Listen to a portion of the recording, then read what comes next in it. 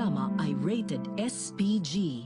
Ito ay nangangailangan ng striktong patnubay at gabay ng magulang dahil sa mga sensitibong tema at eksena na hindi angkop sa mga bata. Pinanindigan na ni Tanggol at ng kanyang mga kaibigan na wala na talaga silang balak tumakas matapos nilang malaman na kasama si Chief Espina sa kanilang misyon. Hawak nito sina Ben at Owen. Kaya naman agad na sinabi ni Chief Espinas na patunayan nila pag napatay na nila ang mga Red Phoenix. Sa mismong araw ng kapistahan ng Quiapo ay mangyayari na ang mga naglalakihang revelasyon at pagkukros ng mga landas na di mo aakalaing mangyayari. Una na dito ang matagumpay na pagtakas ni na Amanda at Primo kung saan magagawa nilang magpanggap na mga deboto ng Quiapo at magpalit ng damit upang di sila matunton ng mga tao ni Agustos.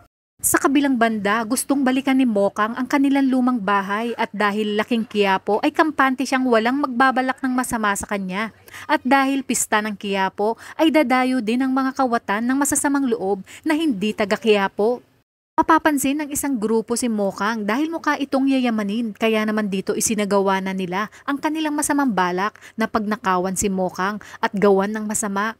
Alam ni Mokang na mga dayo ang mga ito, ngunit magagawa niya pa ring manlaban hanggang sa ma-corner nga siya. At dito muli niyang maiisip ang mga panahong laging nariyan si Tanggol upang ipagtanggol siya sa lahat ng nagtatangka sa kanya. Habang sina Chief Espinas kasama sina Tanggol ay dumating na sa Quiapo at nakita na nila ang kanilang target na mga Red Phoenix, kaya agad niyang inutos na sundan na ang mga ito.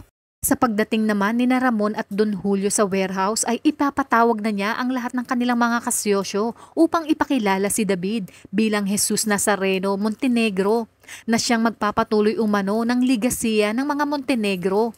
Wala silang kaalam-alam na parating na sina Edwin kasama ang nagpapanggap na si Justin upang isagawa ang isang bypass. Kung kaya't laking gulat ni Ramon nang malaman niyang si Edwin ang may kasalanan kung bakit natimbog ang kanilang warehouse. Na mas lalong ikinainit ng kanyang dugo nang makita niya ang kanyang mortal na kaaway na si Rigor. Dito mangyayari na ang matinding bakbakan.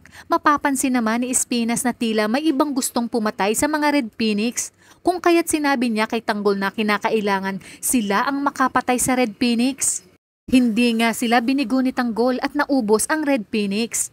Ngunit laking gulat nila nang dumating si Rigor. Buti na lamang ay binakapan sila ni Espinas kung kaya't magagawang makatakas ni na Tanggol at Bubbles.